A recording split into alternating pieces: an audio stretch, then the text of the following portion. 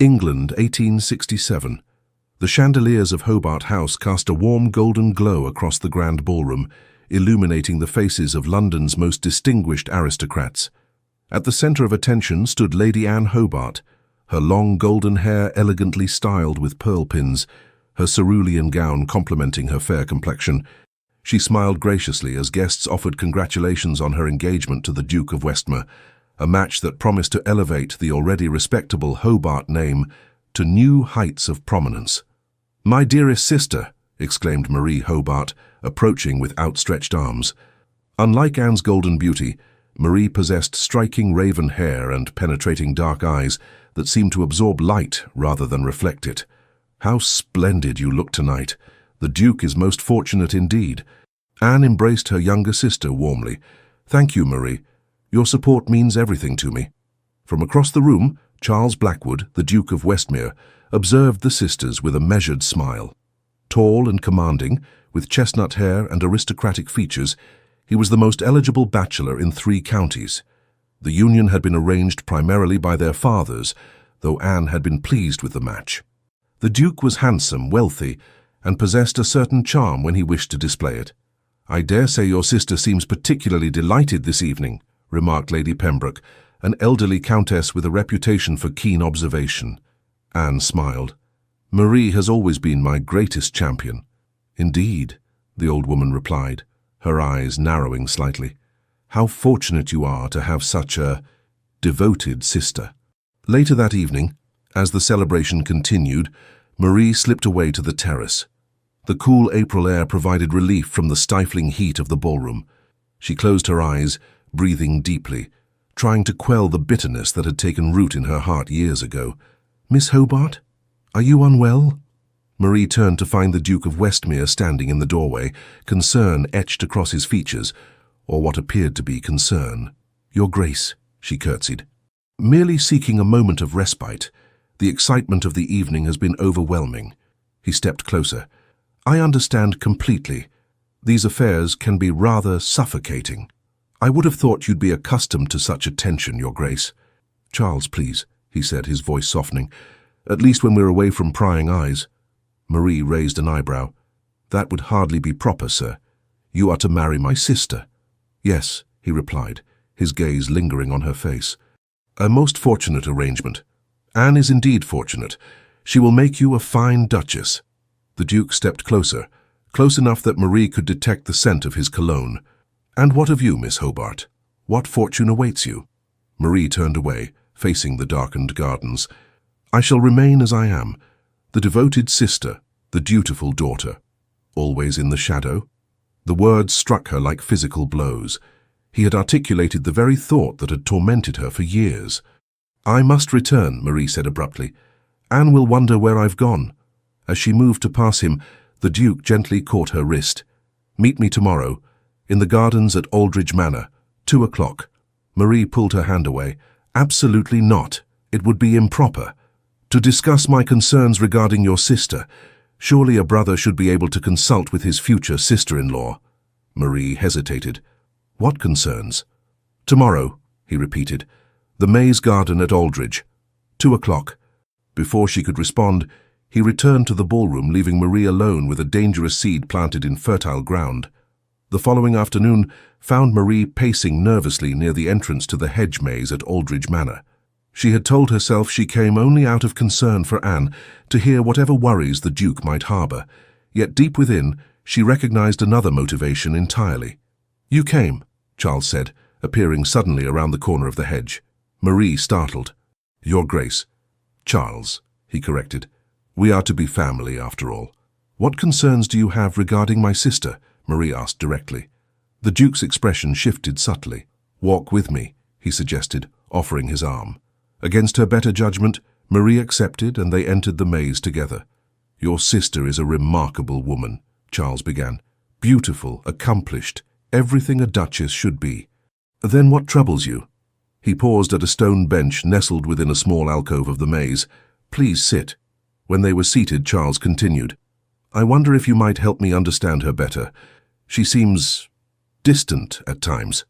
"Anne has always maintained proper decorum," Marie defended. If you mistake propriety for distance—" "No," he interrupted. "It's more than that. When I look at her, I see a woman playing a role. But when I look at you—" His voice trailed off as his eyes met hers. Marie felt her heartbeat quicken. "Your Grace, this conversation is most inappropriate." "Is it?" he asked softly. "Is it inappropriate to acknowledge that I may have proposed to the wrong sister?" The words hung in the air between them, dangerous and intoxicating. "You must not say such things," Marie whispered, though she made no move to leave. "Why not? Because society dictates I should marry the eldest? Because your father and mine arranged it so? What of the heart, Marie?" "The heart has no place in marriages of our station," she replied, repeating the lesson she had been taught since childhood. Charles leaned closer. "Then why does mine race whenever you enter a room?" Marie stood abruptly. "This is madness. You are engaged to my sister. An engagement that can be broken," he suggested. "At the cost of her reputation, of our family's standing. Some prices are worth paying." Marie shook her head. "You cannot mean this. We barely know each other." "Then allow me to remedy that," Charles said, rising to stand before her. "Meet me again. Tomorrow." Marie knew she should refuse, knew she should report this conversation to her father or to Anne. Instead, she heard herself say, "Same time, same place." As she hurried away, Marie told herself she would use tomorrow's meeting to discourage the Duke's inappropriate attention. Yet the seed of possibility had taken root, and with it, the dark satisfaction of finally stepping from her sister's shadow. What began as a single clandestine meeting multiplied into weeks of secret encounters. What started as curiosity transformed into obsession, and what Marie initially justified as mere conversation evolved into forbidden touches and whispered promises. The bitterness she had harbored for years found expression in her growing attachment to Charles, attachment that, to her surprise, seemed genuinely returned. 3 weeks before Anne's wedding, the scandal broke. The Duke of Westmere publicly announced the termination of his engagement to Lady Anne Hobart, and, in the same breath, declared his intention to marry her younger sister, Marie. Society was aghast, the Hobart family was devastated, and Anne, gentle, trusting Anne, was shattered. The drawing room of Hobart House had never felt so suffocating. Anne sat rigidly on the settee, her face a mask of composure that belied the turmoil within. Opposite her, her father, Lord Edmund Hobart, paced furiously, his face flushed with rage and humiliation. "A disgrace," he thundered. "An absolute disgrace. How could she do this to our family? To you?" Lady Eleanor Hobart dabbed at her eyes with a lace handkerchief. "I never thought Marie capable of such treachery." Anne stared at the intricate pattern of the Persian rug beneath her feet. 3 days had passed since Charles had publicly broken their engagement. 3 days of whispers and pitying glances. 3 days of pretending she wasn't dying inside. "What will become of you now?" her mother lamented. "The season is half over, and every eligible bachelor believes you somehow deficient, having been cast aside for your own sister." "Eleanor," Lord Hobart admonished, "mind your words." Anne finally spoke, her voice remarkably steady. "I am not concerned with finding another match this season." "Nonsense," her father replied. "We must act quickly to salvage your reputation." "My reputation?" Anne looked up, a flicker of anger breaking through her careful composure. "I have done nothing wrong, yet society treats me as though I have. Meanwhile, Marie and Charles are merely weathering a storm of gossip before emerging as the Duke and Duchess of Westmere." Lord Hobart's expression softened slightly. "It is unjust, my dear." "Cruelly so." A knock at the door interrupted them. Simmons, the family butler, entered with a silver tray bearing a calling card. "His Grace, the Duke of Norfolk, requests an audience with Lady Anne," he announced. All 3 Hobarts exchanged puzzled glances. Lord David Harrington, the Duke of Norfolk, was one of England's most powerful peers and a distant cousin of the Hobarts through Lady Eleanor's side. Though he occasionally attended the same social functions, he had never before called specifically on Anne. "Show him in," Lord Hobart decided quickly. A visit from such an influential peer might help quell the rumours surrounding the family. Moments later, the Duke of Norfolk entered the drawing room. Tall and broad-shouldered, with dark hair and penetrating grey eyes, Lord Harrington cut an imposing figure. At 32, he was older than most of society's eligible bachelors, Yet his failure to marry had done nothing to diminish his desirability. "Your Grace," Lord Hobart greeted warmly, perhaps too warmly. "What a pleasant surprise." "Lord Hobart, Lady Hobart," the Duke acknowledged with a respectful bow before turning his attention to Anne. "Lady Anne, I hope I find you well." Anne rose and curtsied. "As well as can be expected, Your Grace." An uncomfortable silence descended upon the room, broken when Lady Hobart suddenly declared, "Edmund, I believe we have that matter to attend to in the library." Lord Hobart looked momentarily confused before understanding dawned. "Ah, yes, that urgent matter. If you'll excuse us, Your Grace. Simmons will remain just outside, should you require anything." Once her parents had departed with transparent haste, Anne gestured to the settee across from her. "Please, be seated, Your Grace." The Duke sat, his posture perfect yet somehow not rigid. "I'll come directly to the point, Lady Anne. I've called to express my concern for your well-being in light of recent events." Anne's carefully constructed facade threatened to crumble at this unexpected kindness. "That is most considerate, Your Grace, though hardly necessary." "On the contrary, I believe it entirely necessary," he countered. "What has transpired is unconscionable." "These things happen in society," Anne said, repeating the platitude her mother had been offering to curious callers. "No," Lord Harrington said firmly, "they do not among honourable people." The bluntness of his response startled Anne into honesty. "Then perhaps my sister and the Duke of Westmere are not honourable people." "Perhaps not," he agreed, "though I confess my concern lies not with their characters, but with the injury done to you." Anne studied him, trying to discern his purpose. "Why should my situation concern the Duke of Norfolk? We are but distant relations, who have exchanged no more than polite greetings at various functions." Something flickered in his grey eyes. Discomfort, perhaps, or uncertainty. "I have observed you from afar, Lady Anne. Your grace, your kindness to others, your genuine interest in the less fortunate. These qualities are rare in our circles." "You have observed me?" Anne repeated, astonished. Lord Harrington cleared his throat. "Perhaps observed is not the right word. Noticed, admired, from a respectful distance, I assure you." "For how long?" 3 years, he admitted. "Since Lady Thornbury's midsummer ball, when you spent the evening reading to her blind father rather than dancing." Anne remembered that night. Most of society had considered her decision to attend the elderly Viscount rather than participate in the festivities as peculiar at best, pitiable at worst. "I had no idea," she murmured. "Nor should you have had. I maintained my distance out of respect for your station and youth. When I heard of your engagement to Westmere, I resigned myself to admiring your character from afar, indefinitely." Anne felt a flush creeping up her neck. "And now?" "Now," he said carefully, "I find myself in the position to offer friendship if you would accept it. Nothing more presumptuous than that." "Friendship?" Anne couldn't hide her skepticism. "Your Grace, while I appreciate the sentiment, I am currently the subject of London's most vicious gossip. Associating with me does your reputation no service." The Duke smiled for the first time, a small, controlled expression that nonetheless transformed his serious countenance. "Lady Anne, I am the Duke of Norfolk. My reputation can withstand a great deal more than being seen in the company of a woman of impeccable character who has been wronged." Despite everything, Anne found herself returning his smile. "In that case, Your Grace, I would be honoured to accept your friendship." "Excellent," he replied, standing. "Then perhaps you would consider accompanying me on a carriage ride through Hyde Park tomorrow afternoon? The spring blooms are particularly fine this year." Anne hesitated only briefly before nodding. "I would like that very much." After the Duke had departed, Anne remained in the drawing-room, contemplating this unexpected turn of events. For the first time since the scandal broke, she felt something other than humiliation and betrayal. It wasn't happiness, not yet, but perhaps the first tentative step toward it. The following weeks brought dramatic changes to Anne's life. While Marie and Charles faced a measured but significant social backlash for their actions, Anne found herself unexpectedly shielded by the formidable protection of the Duke of Norfolk's attention. Lord Harrington was true to his word, offering friendship without presumption.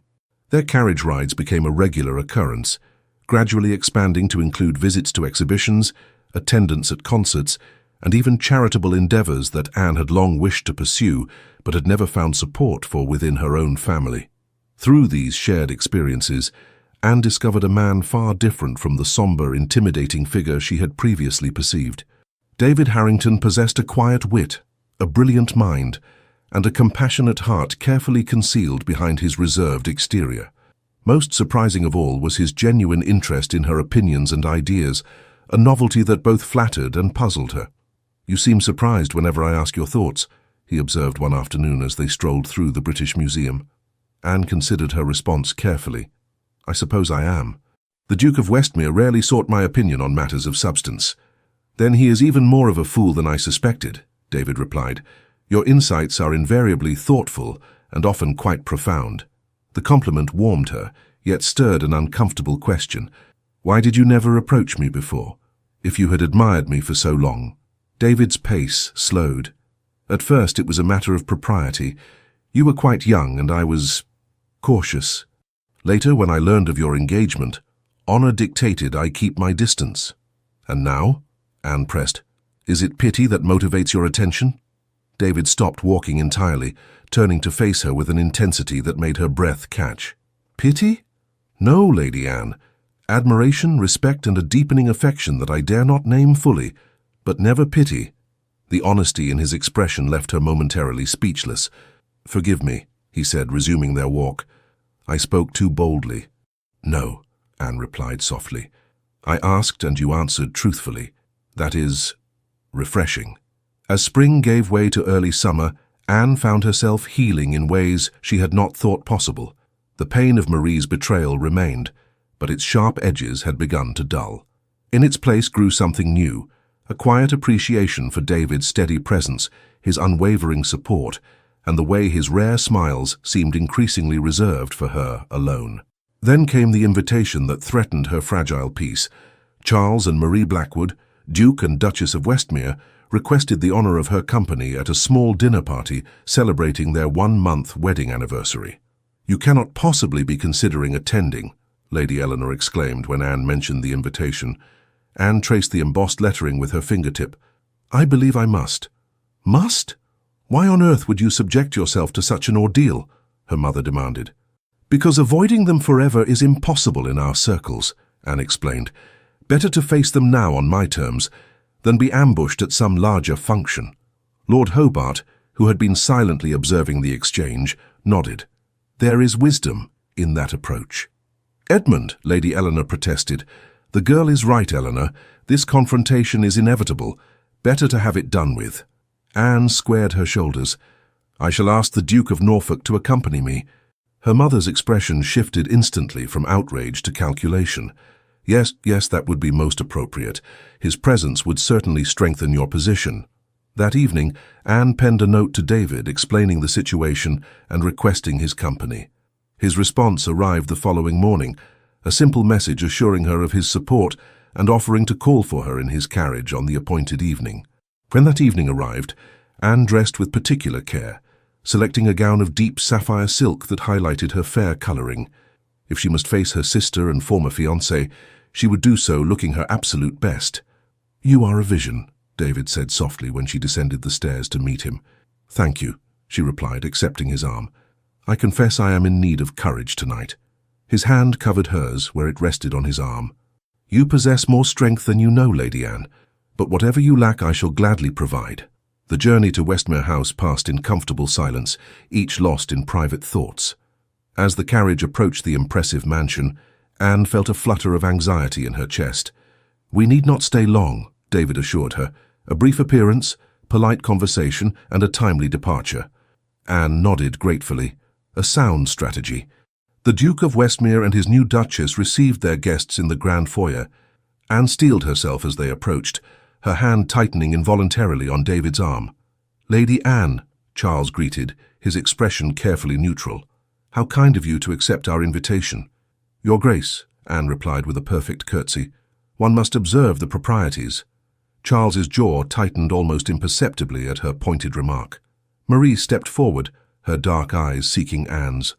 "Sister, Duchess," Anne interrupted smoothly. "You look well. Marriage clearly agrees with you." A flash of hurt crossed Marie's face before she composed herself. "May I present my husband to your companion?" "Of course," Anne replied. "Your Grace, may I introduce Lord David Harrington, Duke of Norfolk? Your Grace, the Duke and Duchess of Westmere." The men exchanged terse bows, sizing each other up with the practiced assessment of aristocrats accustomed to measuring power and influence. "Norfolk," Charles acknowledged. "I don't believe I've had the pleasure of hosting you before." "Indeed not," David replied coolly. "I select my social engagements with great care." The implied slight was subtle but unmistakable. Before Charles could respond, a butler announced dinner, providing a timely interruption to the tense exchange. Throughout the meal, Anne maintained a facade of perfect composure, contributing to the general conversation without directly engaging either Charles or Marie. David remained attentive at her side, his steady presence a balm to her frayed nerves. As the gentlemen prepared to withdraw for port and cigars, leaving the ladies to their coffee, Charles approached Anne. "Might I have a private word?" he asked quietly. Anne hesitated, glancing at David, who had paused in the doorway. "A brief conversation in the adjoining sitting room," Charles clarified, "with the door open, of course." After a moment's consideration, Anne nodded. "Very well." David's expression darkened with concern. "I shall remain within view," he assured her, before reluctantly joining the other gentlemen. In the sitting room, Charles maintained a respectful distance, his hands clasped behind his back. "I wish to offer an apology," he began. "My actions caused you pain and embarrassment, which was never my intention." Anne regarded him steadily. "What was your intention then?" Charles hesitated. "I discovered feelings I could neither ignore nor suppress. It was wrong of me to pursue them while engaged to you, and for that I am truly sorry." Anne felt a curious lightness as she realized the pain of his words had diminished considerably. "You loved her from the start, didn't you? Even while courting me?" "No," he insisted. "Our engagement was genuine, but as I came to know Marie, something changed." "Something changed," Anne repeated softly. "Yes, I believe I understand that now." Charles studied her face, his expression shifting to one of curiosity. "Norfolk seems quite devoted. Lord Harrington has been a true friend during a difficult time," Anne replied carefully.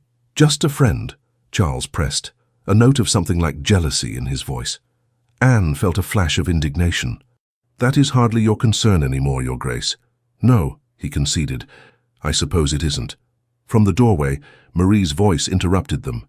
"The ladies are retiring to the music room, Anne. Will you join us?"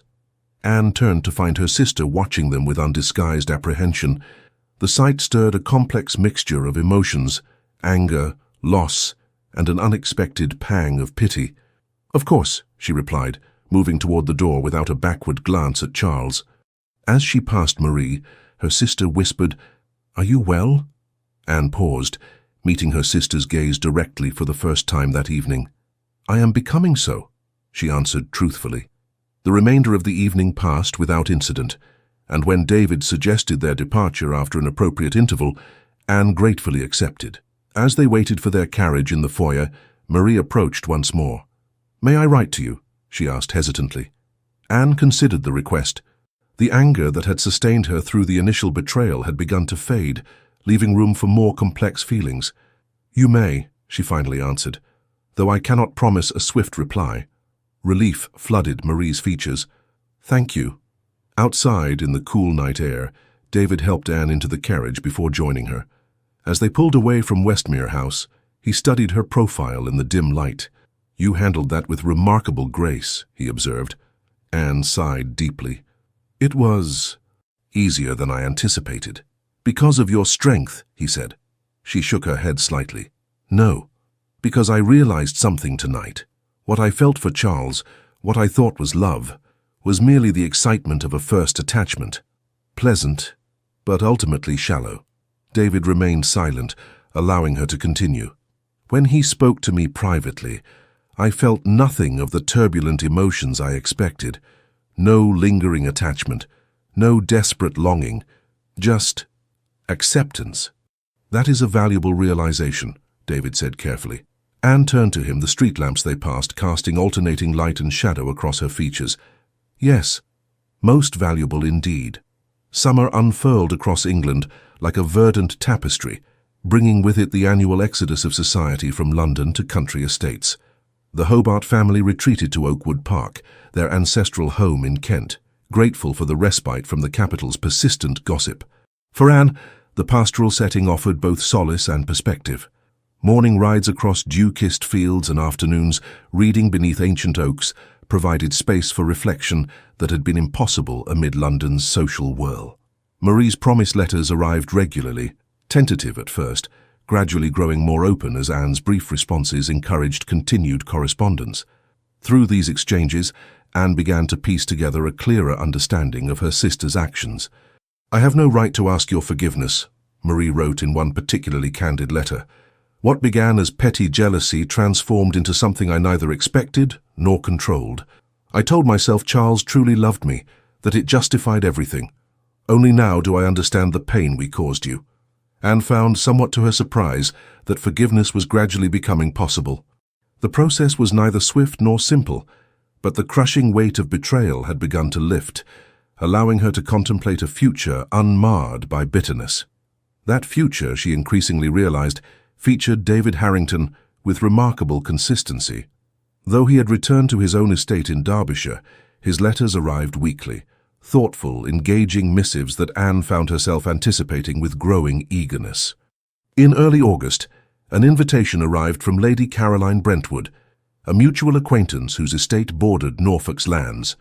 Her summer house party would bring together a select group of guests for 2 weeks of leisure and entertainment. "You must accept," Lady Eleanor insisted when Anne mentioned the invitation. "Lady Brentwood's gatherings are always most exclusive, and I understand the Duke of Norfolk is certain to attend, given the proximity to his estate." Anne pretended not to notice her mother's meaningful glance. "I had considered accepting." "Excellent. We shall need to review your wardrobe immediately. Your father has been most generous with your allowance this quarter, in light of recent difficulties." Recent difficulties, her mother's preferred euphemism for Anne's broken engagement and subsequent scandal. Still, Anne recognized the genuine concern beneath her mother's mercenary considerations. "Thank you, Mother. I shall write to Lady Brentwood today." 2 weeks later, Anne found herself settled in a beautifully appointed guest chamber at Brentwood Hall, a handsome Palladian mansion nestled among rolling hills and ancient woodland. Lady Caroline, a vivacious widow in her 40s, had welcomed Anne with particular warmth. "My dear Lady Anne, how delighted I am that you've joined us," she exclaimed, linking her arm through Anne's as she personally escorted her to her chambers. "I've placed you in the East Wing. The morning light is simply divine, and the views of the rose garden are unparalleled." "You're most kind, Lady Brentwood," Anne replied, genuinely touched by the considerate gesture. "Caroline, please," the older woman insisted. "And it's not kindness at all, merely sensible hostessing. The right setting can make all the difference to a guest's experience." As they reached Anne's assigned room, Caroline paused, her expression becoming more serious. "I should mention that I've invited your sister and her husband as well." Anne stiffened slightly. "I see. If that presents difficulties, I can arrange—" "No," Anne interrupted gently.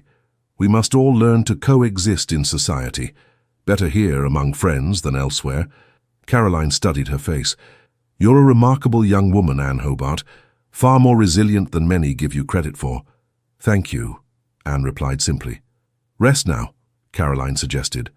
"We gather for drinks on the terrace at 7, dinner at 8, and I believe Lord Harrington is expected to arrive tomorrow morning." With that parting information, delivered with a knowing smile, Caroline departed, leaving Anne to settle into her accommodations. The first evening passed pleasantly enough.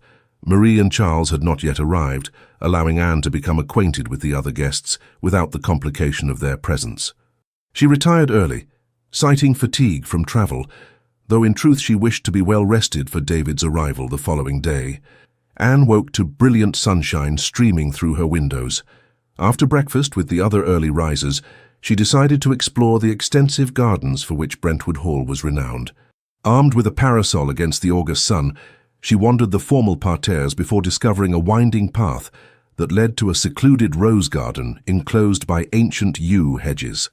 The garden was a riot of late summer blooms, damasks and centifolias displaying their final flush of the season, while hardier varieties still offered abundant blossoms.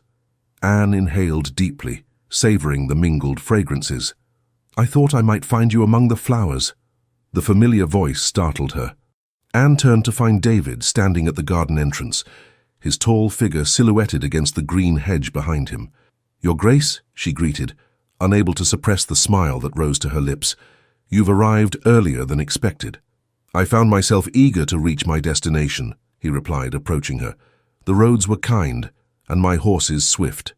Lady Brentwood will be pleased by your promptness." David's expression suggested Lady Brentwood's pleasure was not his primary concern. "You look well, Lady Anne. The country air agrees with you. Thank you. Oakwood Park has been a sanctuary these past weeks. And your correspondence? Has that provided any comfort?" The question held a note of uncertainty, rare in his usually confident manner. "More than you know," Anne admitted. "Your letters have been a great source of pleasure."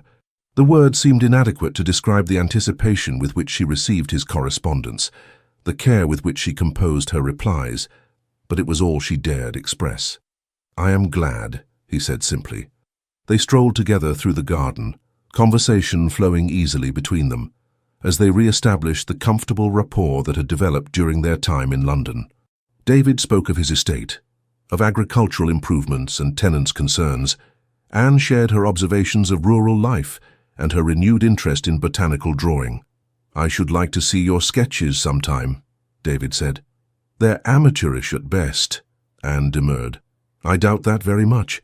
You approach everything with such care and attention. I imagine your drawings reflect that same dedication." The compliment, delivered with such sincerity, warmed her. "Perhaps I shall show you one day." "I shall hold you to that promise," he replied with a smile. They had completed a full circuit of the rose garden when the sound of approaching voices reached them. Anne recognized her sister's laugh immediately, followed by the deeper tones of Charles responding to something Marie had said. David noticed her sudden tension. "Shall we depart? There are other gardens to explore." Before Anne could respond, Marie and Charles rounded the corner, stopping abruptly at the sight of them. "Anne!" Marie exclaimed, surprise evident in her voice. "Good morning." "Good morning, Marie, Your Grace," Anne replied, inclining her head in greeting. "Norfolk," Charles acknowledged, his expression guarded. "Westmere," David returned coolly. The air between them crackled with unspoken tension. Marie glanced anxiously between the men before addressing Anne again. "Lady Brentwood mentioned you'd arrived yesterday. I had hoped to speak with you before dinner." "I'm sure we'll have ample opportunity over the coming days," Anne replied, neither encouraging nor dismissing the overture. David placed a protective hand at the small of her back. "We were just about to explore the woodland walk. Perhaps we shall see you at luncheon." Without waiting for a response, he guided Anne toward a path leading away from the rose garden. Once they were out of earshot, Anne released a breath she hadn't realized she was holding. "Thank you," she said quietly. "For what?" "For understanding. For not forcing a prolonged interaction." David's expression softened. "I would never wish to cause you discomfort, Anne." It was the first time he had addressed her without her title, and the intimacy of it sent a flutter through her chest. Rather than correcting him or drawing attention to the familiarity, she simply smiled, letting the moment exist between them. They spent the remainder of the morning exploring the estate's extensive grounds, returning to the house just as the luncheon bell sounded. The next several days established a pleasant rhythm, mornings spent in various activities arranged by their hostess, afternoons left to guests' discretion, and evenings filled with music, cards, and conversation. Anne found herself gravitating toward David's company whenever possible, a preference their hostess seemed to encourage, with subtle manipulations of seating arrangements and activity pairings. Marie made several attempts to engage Anne in private conversation, which Anne neither encouraged nor rebuffed, maintaining a polite distance that gradually softened as the days passed. On the 5th day of the house party, Caroline announced a picnic excursion to a picturesque ruined abbey located on the estate's grounds. The weather proved perfect, warm sunshine tempered by a gentle breeze, fluffy white clouds drifting across an azure sky. As the guests scattered across the grassy expanse surrounding the ancient stone ruins, Anne found a quiet spot beneath the shade of a sprawling oak. David, who had been engaged in conversation with their host, soon joined her. "May I?" he asked. gesturing to the empty space beside her on the blanket. "Of course," she replied, making room for him. They sat in comfortable silence for a moment, watching the other guests. Marie and Charles were visible some distance away, examining the crumbling architecture of the Abbey's remaining walls. "You seem more at ease in their presence," David observed. Anne considered this. "I am, I suppose. Time has not healed exactly, but perhaps numbed the worst of it. And your correspondence with your sister, has that helped?" "Surprisingly, yes," Anne admitted. "I won't pretend to understand fully what transpired between them, but I've begun to accept that feelings cannot always be controlled or directed as propriety might demand." David's expression grew thoughtful. "No, they cannot, though actions in response to those feelings remain a choice."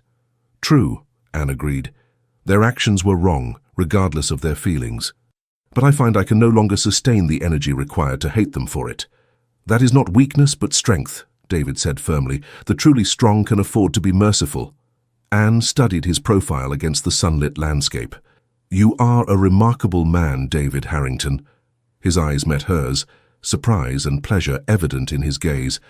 "As you are a remarkable woman, Anne Hobart." The moment stretched between them, charged with unspoken meaning. Anne felt herself drawn toward him, as if by some invisible force, the distance between them seeming both vast and infinitesimal. "Anne," David murmured, his voice lower than before. She met his gaze, heart quickening at the undisguised emotion she saw there. "Yes?" Before he could respond, Caroline's voice rang out across the Abbey grounds, calling everyone to gather for refreshments. The spell broken, Anne felt both disappointment and relief wash over her. "Shall we join the others?" David asked, offering his hand to help her rise. "Yes, I suppose we must," Anne replied, taking his hand and feeling a curious reluctance to release it once she was standing. As they walked toward the gathering, Charles appeared in their path, his expression uncharacteristically hesitant. "Lady Anne, might I have a moment?" he asked, glancing briefly at David. Anne felt David tense beside her but nodded. "A brief one, yes." David reluctantly stepped away, though he remained within sight, his protective instincts evident in his watchful stance. "I've wanted to speak with you privately," Charles began once they were relatively alone. "About what happened between us." "I'm not certain there's anything left to say," Anne replied evenly. Charles's gaze flickered to where David stood. "You've grown quite close to Norfolk. Lord Harrington has been a true friend when I most needed one." "Just a friend," Charles pressed, his tone suggesting something more. Anne studied him, puzzled by his interest. "That is hardly your concern anymore, Your Grace." "No," he conceded, then hesitated before adding, "I sometimes wonder if I made a mistake." Anne's eyes widened. "A mistake? You're married to my sister." "Yes, of course," Charles said quickly, "and I care for her deeply. But seeing you again, especially in Norfolk's company, I find myself remembering what might have been." Anne felt a surge of indignation. "What might have been? You relinquished any right to such speculation when you broke our engagement." "I know," he admitted. "It was unpardonably selfish to say so. Please forget I spoke." "Gladly," Anne replied coldly. "Now, if you'll excuse me, I believe refreshments are being served." She turned away, her composure intact but her thoughts in turmoil. What game was Charles playing? And why now, when she had finally begun to heal? David met her halfway, concern etched on his features. "Are you well? What did he want?" "Nothing of importance," Anne assured him, though her voice trembled slightly. "A misguided attempt at, I'm not entirely sure what." David's expression darkened. "If he has upset you—" "He hasn't," Anne interrupted firmly. "Not in the way you might think. I'm merely confused by his behavior." They reached the gathering where footmen were distributing glasses of champagne and plates of delicacies. Anne accepted a glass, sipping the cool, sparkling wine as she tried to make sense of Charles's words. Across the lawn, she caught sight of Marie watching her with an unreadable expression. When their eyes met, Marie approached hesitantly. "Might I speak with you, Anne?" "Alone?" Anne glanced at David, who nodded his understanding and moved discreetly away. Once he was out of earshot, Marie spoke in a rush. "Charles spoke to you. What did he say?" The directness of the question surprised Anne. "How did you—" "I know my husband," Marie interrupted, a hint of bitterness in her voice. And I saw his expression when he returned. Please, Anne, what did he say to you? Anne hesitated, unsure how much to reveal. He expressed some regret about our broken engagement. Marie's face paled. I feared as much. He's been distant lately, watching you and Lord Harrington with such intensity. She twisted her hands anxiously. Anne, I know I have no right to ask anything of you, but please, be cautious around him. You cannot possibly think I would— No, Marie exclaimed. No, of course not. I know you better than that. It's just— She faltered. The excitement of our situation has begun to fade. I believe Charles misses the thrill of forbidden feelings. Anne felt a wave of pity for her sister. Marie, I have no interest in Charles whatsoever. My heart lies elsewhere. As soon as the words left her mouth, Anne realized their truth. Her heart indeed lay elsewhere, with the steady, honorable man who had become her most trusted confidant. Marie's expression softened. With Lord Harrington? When Anne didn't deny it, Marie continued, I've seen how he looks at you, how you look at him. It's different from what you had with Charles. Deeper, somehow. It is, Anne acknowledged quietly. I'm glad, Marie said with surprising sincerity. You deserve that kind of devotion. An awkward silence fell between them, years of sisterly affection warring with recent betrayal. I miss you, Marie admitted finally. I know what I did was unforgivable. Not unforgivable, Anne interrupted. Difficult to forgive, yes, but not impossible. Hope brightened Marie's features. Do you mean that? I'm beginning to, Anne replied honestly. Time and distance have provided perspective. What happened was painful, but I cannot deny that I'm happier now than I would have been as Charles's wife. Marie's eyes filled with tears. I never thought to hear you say such a thing. I've been consumed with guilt even in my happiest moments with him. Anne reached out impulsively, squeezing her sister's hand. Perhaps it's time we both found peace with what happened. The gesture, simple though it was, marked a significant turning point in their fractured relationship. As they rejoined the main group, Anne felt a weight lifting from her shoulders, not completely, but enough to breathe more freely. The remainder of the day passed pleasantly, the countryside bathed in golden late-afternoon light as the party returned to Brentwood Hall. Anne found herself beside David for the journey back, seated comfortably in an open carriage as their driver navigated the winding country lanes. You seem lighter somehow, David observed. Your conversation with your sister went well? Better than I expected, Anne admitted. We've taken the first steps toward reconciliation, I think. David's smile was warm with approval. I'm glad. Family bonds should not be discarded lightly, even after significant hurt. Your wisdom continues to astonish me, Your Grace, Anne teased gently. Hardly wisdom, he replied. Merely observation. My own family has weathered its share of storms. Anne realized how little she knew of his personal history. You rarely speak of your family. There is little to tell. My parents died when I was young, my father of fever, my mother of a broken heart not long after. I was raised primarily by my grandfather, the previous Duke. I'm sorry for your losses, Anne said softly. David's expression grew distant. My grandfather was a good man, if stern. He taught me the responsibilities of my position, the importance of honor and duty, but there was little warmth in our home after my mother's passing. Is that why you never married? Anne asked, then immediately regretted her boldness. Forgive me, that was impertinent. Not at all, David assured her. And yes, perhaps that contributed. I saw little evidence of love in marriages around me, merely arrangements of convenience and advantage. I decided I would either marry for deeper reasons or not at all. The carriage rounded a bend, bringing Brentwood Hall into view, its windows glowing amber in the setting sun. And now? Anne asked, her voice barely above a whisper. David's gaze met hers, intense and unwavering. Now I find myself reconsidering that position, quite significantly. The implications of his words hung between them as the carriage rolled to a stop before the house. Before Anne could respond, footmen appeared to assist them, and the moment for intimate conversation passed. That evening, as the guests gathered in the drawing room after dinner, Lady Caroline announced an impromptu musical entertainment. We have several accomplished musicians among us, she declared. I insist we take advantage of such talent. Various guests were cajoled into performing. A gentleman played the violin rather skillfully.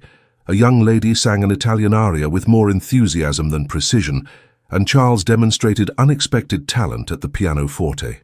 "And now," Caroline announced, "we simply must hear from Lady Anne. I'm told your playing is quite exceptional." Anne demurred. "You're too kind, Lady Caroline, but I fear my skills have grown rusty with disuse." "Nonsense," the hostess insisted. "Lord Harrington mentioned your beautiful rendering of Beethoven just the other day." Anne glanced at David, who looked both pleased and slightly embarrassed at being revealed as her advocate. "Very well," she conceded, moving to the instrument as Charles vacated the bench. The pianoforte was a fine one, responsive to her touch as she began a Chopin nocturne from memory. Anne lost herself in the music, the haunting melody filling the room as her fingers moved with increasing confidence across the keys. When she finished, the applause was genuine and appreciative. She looked up to find David watching her with such undisguised admiration that her cheeks grew warm. "Magnificent," Caroline declared. "Now, Lord Harrington, I believe you owe us a song." David looked startled. "I fear you're mistaken, Lady Caroline. I possess no musical talent whatsoever." "Then recite something for us," she persisted. "Poetry, perhaps? Every educated gentleman has a verse or two committed to memory." Cornered, David rose and took a position near the fireplace. "Very well. A brief selection from Tennyson, if I may." Anne watched as he composed himself, surprised by this unexpected development. When he began to speak, his rich baritone gave new dimension to the familiar lines. "Now sleeps the crimson petal, now the white, nor waves the cypress in the palace walk, nor winks the gold fin in the porphyry font. The firefly wakens, waken thou with me." His eyes found Anne's as he continued, the words taking on intimate significance between them. "Now folds the lily all her sweetness up, and slips into the bosom of the lake. So fold thyself, my dearest, thou, and slip into my bosom and be lost in me." The room fell silent when he finished, the atmosphere charged with emotion. Anne felt her heart racing, the poet's words and David's gaze combining to create a moment of profound connection. Caroline broke the spell with enthusiastic applause. "Splendid! I had no idea you had such a gift for recitation, Lord Harrington." The evening progressed with more music and conversation, but Anne remained acutely aware of David's presence, of every glance they exchanged, every accidental brush of hands as he passed her a cup of tea. Later, as guests began retiring for the night, David approached her in a quiet corner of the room. "Would you walk with me in the gardens tomorrow morning?" he asked. "There is something I wish to discuss with you." Anne's pulse quickened. "Yes, of course." "After breakfast?" "Perfect," he replied, his smile warming his serious features. "Until then, sweet dreams, Lady Anne." She watched him depart, a curious mixture of anticipation and anxiety fluttering in her chest. Something had shifted between them, something significant and irrevocable. In her chamber that night, Anne stood by the window, gazing out at the moonlit gardens where she would meet David tomorrow. Whatever he wished to discuss, she sensed it would change her life forever, and found herself embracing that change with open arms. Dawn arrived with gentle insistence, pale golden light filtering through the curtains of Anne's chamber. She had slept fitfully, her dreams filled with fragments of poetry and David's voice. Now, fully awake, she found herself both eager for and apprehensive of their morning meeting. After a careful toilette, Anne selected a walking dress of pale blue muslin, simple yet becoming, with a fitted bodice and flowing skirt suitable for a country morning. Her maid arranged her golden hair in a neat chignon, adorned with a single blue ribbon that matched her gown. "You look particularly lovely this morning, my lady," the maid observed as she adjusted a final pin. "Thank you, Fletcher," Anne replied, a slight blush coloring her cheeks. "That will be all for now." Breakfast was a casual affair at Brentwood Hall, with guests appearing as they pleased between 8 and 10. Anne found the dining room relatively empty when she arrived, with only a few early risers present. David was not among them, which simultaneously disappointed and relieved her. She managed a light meal of toast and tea, exchanging pleasant conversation with an elderly countess while inwardly counting the minutes. At 9:30 she excused herself and made her way toward the garden terrace. The morning was perfect, warm sunshine tempered by a gentle breeze, the gardens fragrant with late summer blooms. Anne followed the familiar path to the rose garden where she had first encountered David upon his arrival at Brentwood Hall. The symmetry seemed appropriate somehow. He was already there, standing beside a marble bench, his tall figure silhouetted against the verdant hedge behind him. When he turned and saw her, his expression brightened perceptibly. "Lady Anne," he greeted, moving forward to meet her. "You look beautiful this morning." "Thank you, Your Grace," she replied, suddenly shy under his admiring gaze. "It's a lovely day for a walk." "Indeed," he agreed, offering his arm. "Shall we?" They strolled in companionable silence for a time, following the winding paths through immaculately tended gardens. Anne sensed David gathering his thoughts, and did not press him, content to wait until he was ready to speak. Eventually they reached a secluded alcove, furnished with a stone bench overlooking a small, ornamental pond.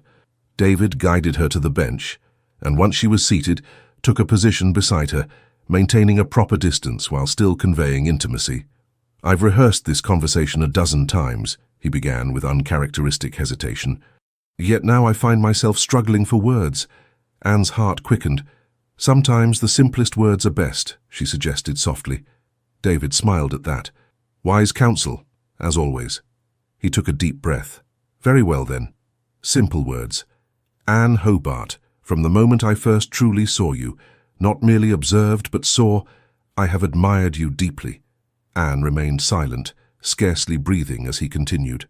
"Your grace in adversity, your kindness to those around you, your quiet strength, these qualities captivated me long before recent events brought us into closer acquaintance. What began as admiration has grown into something far more profound." He shifted slightly to face her more directly. "I had resigned myself to admiring you from afar, believing you destined for another. When circumstances changed, I permitted myself to hope, cautiously at first, then with increasing conviction as our friendship deepened." "David," Anne whispered, using his given name without hesitation. He reached for her hand, enclosing it gently between both of his. "I love you, Anne, wholly, completely, irrevocably. I cannot imagine a future without you by my side." The simple declaration, delivered with such earnest emotion, brought tears to Anne's eyes. "Oh, David," she managed, her voice trembling. Concern clouded his features. "Forgive me if I've spoken too boldly or presumed—" "No," she interrupted quickly. "No, you have presumed nothing that is not true." She gathered her courage and continued. "My heart is yours, David. I believe it has been from the moment you first called upon me after everything happened. You saw me at my lowest point, yet treated me with such dignity and respect." Relief and joy transformed his expression. "Then you would consider, that is—" He paused, composing himself with visible effort. "Lady Anne Hobart, would you do me the extraordinary honor of becoming my wife?" Though she had anticipated the question, hearing it spoken aloud still took her breath away. "Yes," she answered without hesitation. "Yes, with all my heart." David's composure finally broke, his reserved demeanor giving way to unrestrained happiness. He lifted her hand to his lips, pressing a fervent kiss to her knuckles. "You have made me the happiest of men." "And I the happiest of women," she replied, her eyes shining with unshed tears of joy. For a moment they simply gazed at each other, savoring the profound shift in their relationship. Then, with characteristic thoughtfulness, David said, "I should speak with your father as soon as possible. Perhaps we might return to London earlier than planned." "Yes," Anne agreed, "though I confess I'm reluctant to leave this place. It will forever hold a special place in my memory now." "As it will in mine," David assured her, "but we have a lifetime of memories to create together, my love. This is merely the beginning." The endearment, spoken so naturally, warmed her heart. "A lifetime," she echoed, marveling at how completely her prospects had transformed in a matter of months. They remained in their secluded alcove for some time, speaking of practical matters, when to announce their engagement, where they would live, how soon they might marry, and more personal ones, sharing hopes and dreams long held private. The conversation flowed with remarkable ease, evidence of the solid foundation of friendship upon which their deeper feelings had been built. Eventually, the chiming of a distant clock reminded them of the passing time. "We should return to the house," David suggested reluctantly. "Your absence will soon be noted." "As will yours," Anne replied with a smile. though I suspect Lady Caroline might approve of our disappearance." David chuckled. "I'm quite certain she would. I believe she's been orchestrating opportunities for us to be alone since the moment we arrived." "A most accomplished matchmaker," Anne agreed, as they rose from the bench. They walked back toward Brentwood Hall hand in hand, no longer concerned with maintaining the formal distance propriety usually demanded. Their new understanding created a private world between them, one that would soon enough be shared with others, but for now remained beautifully, preciously their own. As the main house came into view, Anne spotted Marie walking alone along a parallel path. Her sister looked up, noticed their clasped hands, and paused, uncertainty evident in her posture. Anne made a swift decision. "Wait here a moment," she requested, gently disengaging her hand from David's. He followed her gaze, understanding immediately. "Of course, take whatever time you need." Anne crossed the lawn to where Marie stood. For a moment, the sisters regarded each other in silence, their complicated history hanging between them. "I see congratulations are in order," Marie finally said, her voice careful but sincere. "Thank you," Anne replied. "It's very recent, just this morning, in fact," Marie nodded. "He is a good man, far better than—" She trailed off, leaving Charles's name unspoken. "Yes, he is," Anne agreed simply. Marie hesitated, then asked, "Are you happy, Anne? Truly happy?" The question held genuine concern, perhaps even a touch of wistfulness. Anne considered her answer carefully. "I am," she said finally. "Not in the way I once imagined happiness would feel, all excitement and grand gestures. This is deeper, calmer, more certain." Understanding flickered in Marie's dark eyes. "That sounds like something worth cherishing." "It is." Anne paused, then added, "I hope you find that certainty too, Marie, in your own way." A shadow crossed Marie's face, quickly masked. "Perhaps. Charles and we have much to learn about each other still." The implication was clear. What had begun in passion now required the harder work of building a lasting bond. Anne felt a surprising surge of sympathy for her sister. "You will find your way," she offered, "just as I have found mine." Marie's eyes brightened with unshed tears. "Thank you, Anne, for everything. Your forgiveness, most of all." Anne reached out impulsively, squeezing her sister's hand. "Family remains, even when everything else changes." The gesture, simple though it was, seemed to bridge some of the distance between them. Not completely. Some chasms were too wide to close entirely, but enough to allow the possibility of a new relationship, different from what had been, but perhaps, in time, equally valuable. With a final nod of understanding, Anne returned to where David waited. He received her with a questioning look. "All is well?" he inquired gently. "Getting there," Anne replied honestly. "Some wounds heal slowly, but they do heal." David's smile was warm with approval. "How your capacity for forgiveness is remarkable." "Not forgiveness, precisely," Anne clarified. "Understanding, perhaps, and a choice to move forward rather than remain anchored to past hurts." "Wise as well as beautiful," David murmured, offering his arm once more. "Shall we face the house party together, my love?" Anne placed her hand on his arm, feeling the solid strength beneath the fine fabric of his coat. "Together," she agreed. "Now and always." They entered Brentwood Hall side by side, ready to share their joy with the world. Lady Caroline, ever observant, noted their radiant expressions immediately and gave them a knowing smile from across the drawing room. Within hours, news of their engagement had spread throughout the house party. Congratulations flowed, along with speculations about the wedding and the merging of two great estates. Through it all, Anne remained grounded by David's steady presence at her side, his quiet joy matching her own. That evening, during a moment of relative privacy on the terrace, David presented Anne with a ring, an exquisite sapphire surrounded by diamonds, set in platinum. "It was my mother's," he explained as he slipped it onto her finger. "My grandfather gave it to me before he died, saying it should adorn the hand of the woman who would one day hold my heart." Anne admired the way the stones caught the evening light. "It's beautiful, David.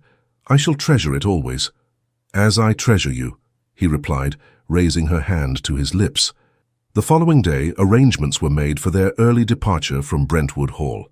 Lady Caroline, though expressing appropriate disappointment at losing them as guests, was clearly delighted by the outcome of her matchmaking efforts. "I knew from the moment I saw you together in London last season," she confided to Anne as they said their farewells. "Such a perfectly suited pair, in intellect, in character, in heart. I merely provided the setting. You two did the rest." "Nevertheless, we owe you our gratitude," Anne replied warmly. "Brentwood Hall will always hold special memories for us." "You must return for your anniversary each year," Caroline insisted. "I shall expect it." The journey to London passed swiftly, filled with conversation about their future together. David spoke of Harrington House, his London residence, and Norfolk Park, his country estate in Derbyshire. "It needs a woman's touch," he admitted. "The house has been without a mistress for too long, but the grounds are beautiful. Rolling hills, ancient woodlands, a lake that reflects the sky perfectly on still mornings." "It sounds wonderful," Anne said, already imagining walks together through those woodlands, picnics by the lake, a lifetime of shared moments in their own private paradise. "It will be, with you there," David assured her. "Everything will be." Lord and Lady Hobart received news of their arrival, and the reason for it, with mixed reactions. Lord Hobart was clearly delighted by the match, the Duke of Norfolk representing an even more prestigious connection than the Duke of Westmere had been. Lady Hobart, while pleased with the social elevation, seemed more genuinely moved by her daughter's evident happiness. "You look radiant, my dear," she observed, as they sat together in the drawing-room after dinner, the men having retired to Lord Hobart's study to discuss settlements. "Positively transformed." "I feel transformed," Anne admitted. "I never imagined I could be so happy, especially after that unpleasantness with Westmere," her mother finished firmly. "Well, it seems that unfortunate episode led to something far better. Norfolk is a fine man, reserved perhaps, but steady and honourable." "He is all of those things," Anne agreed, "and so much more when you truly know him." Lady Hobart patted her hand. "I am pleased for you, Anne, truly pleased." The formal announcement of their engagement appeared in the Times the following week, setting London society abuzz with speculation and congratulations. Letters arrived from friends and acquaintances, including a particularly warm note from Marie. "Dearest Anne, words cannot express how truly happy I am for you. Lord Harrington is everything a husband should be, honourable, devoted, and clearly besotted with you. The way he looks at you, it is as if you are the sun around which his world revolves. I pray that you will find in marriage all the joy and fulfilment you so richly deserve. Perhaps in time, our families might find occasions to meet without painful memories overshadowing the present. With deepest affection, Marie." The letter touched Anne deeply, representing another small step toward healing the rift between them. She replied with equal warmth, expressing hope for the future of their relationship as sisters and eventually as friends once more. The months leading to the wedding passed in a whirlwind of preparations.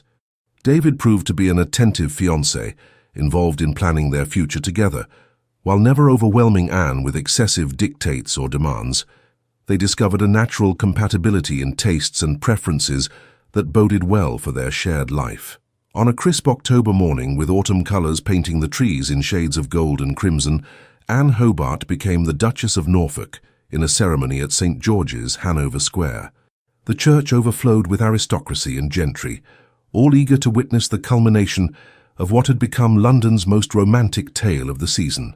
Anne wore a gown of ivory silk and Brussels lace, her golden hair adorned with orange blossoms, and a diamond tiara that had belonged to David's grandmother.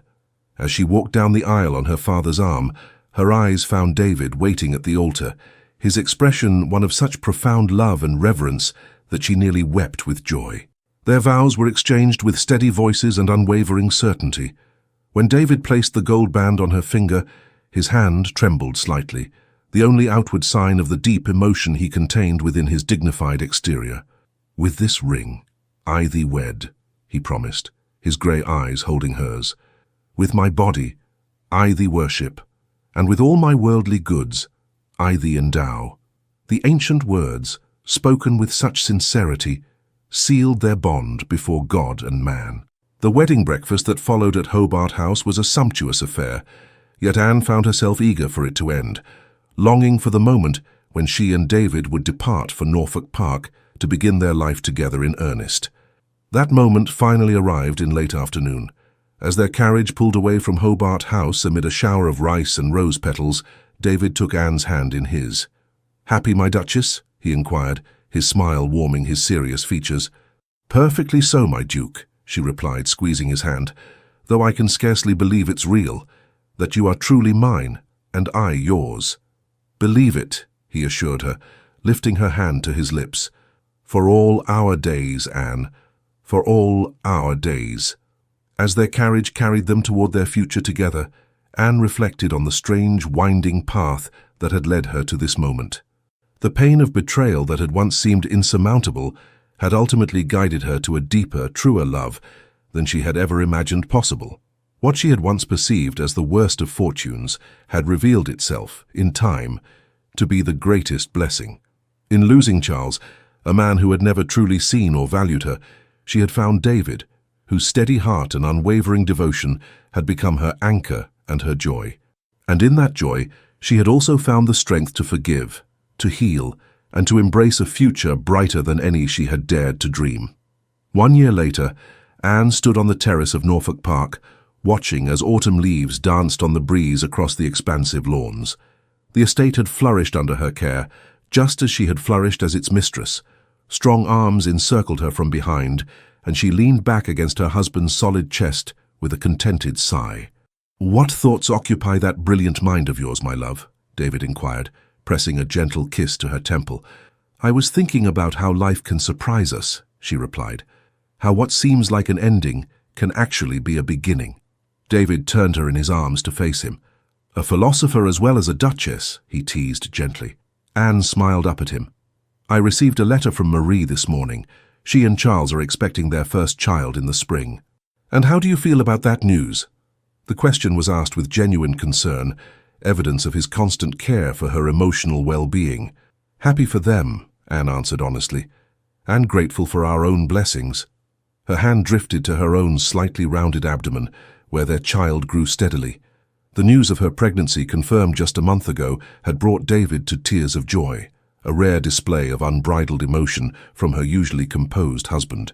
"Speaking of blessings," David murmured, covering her hand with his own, "how are you feeling today?" "Wonderfully well," she assured him. "The morning sickness has finally subsided." Relief softened his features. "Good.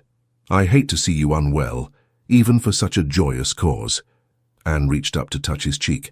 "David Harrington, I would endure far worse to bear your child, though I appreciate your concern." He turned his face to press a kiss against her palm. "I never imagined such happiness was possible," he confessed. "For so many years I observed life rather than truly living it. Now, with you, every moment feels precious and real. Even the ordinary ones," Anne teased gently. "Especially those," he affirmed. "Breakfasting together, reading in the library, walking the grounds. These simple pleasures with you bring me more joy than all the grand occasions of my previous existence." Anne's heart swelled with love for this man who had transformed her life so completely. "I feel the same," she told him. "Every day with you is a gift I never take for granted." Behind them, the great house of Norfolk Park stood solid and welcoming, its windows reflecting the golden autumn light. Before them stretched the vast estate that would one day belong to the child they had created together. And between them flowed the deep, abiding love that had grown from friendship into something far more profound and enduring. "Shall we go in?" David suggested, as a chill breeze rustled the fallen leaves. "Cook has promised your favorite dessert for dinner." Anne nodded, taking his offered arm. "Lead on, my Duke." Together they walked toward the house, two people who had found in each other not merely passion or convenience, but true partnership. Their story, which had begun in betrayal and heartache, had blossomed into one of profound love and lasting joy, proof that sometimes the most difficult journeys lead to the most perfect destinations. Dear listener, tonight, as the stars quietly watch over your rest, allow me to share a truth that Anne revealed to us, not through grand gestures, but in the quiet strength of her heart. She chose herself first, and it was in that simple, sacred act of self-love that true love found its way to her. At the very moment when pain threatened to shape her destiny, Anne did something courageous. She refused to let betrayal define her. She refused to let her heart turn bitter. Instead, She chose peace. She chose dignity. She chose to honor who she was, even if the world had momentarily forgotten. And it's here, dear friend, that your story gently touches hers. You who have lived through seasons of joy and sorrow, who carry within you decades of wisdom, you know that life rarely goes as planned. But you also know this deeper truth. Choosing yourself isn't selfish. It is the most noble act of survival. When Anne walked into that room, where her sister Marie stood as a new duchess beside the very man who had once been promised to her, she didn't go looking for revenge or attention. She went to stand tall, to reclaim her place, to remind herself she was never less than. And it was in that quiet radiance that David, the Duke of Norfolk, saw her, truly saw her, not as someone broken, but as someone beautifully whole. Love found Anne, because she had already found herself. So tonight, as you lay your head to rest, I invite you to remember, it is never too late to choose yourself, to say, I deserve peace, I deserve joy, I deserve to be cared for. And maybe that care starts with something small, a warm cup of tea you prepared just for you, a moment watching the sunset from your favorite window, or simply whispering to yourself, I did my best today, and that is enough. Anne's story reminds us of something gentle yet powerful.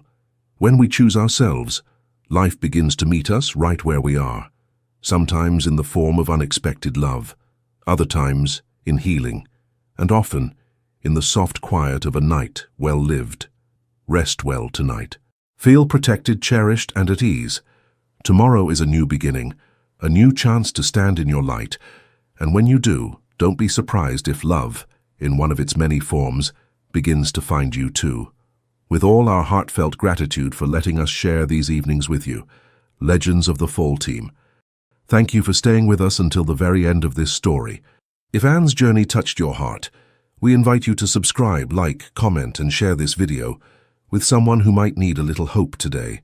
Your support, truly from the bottom of our hearts, keeps us motivated to continue creating stories filled with love, redemption, and beautiful twists of fate. And don't go just yet. At the end of this video, another heartfelt story awaits you. Click and be surprised by more unforgettable tales from our world of Legends of the Fall.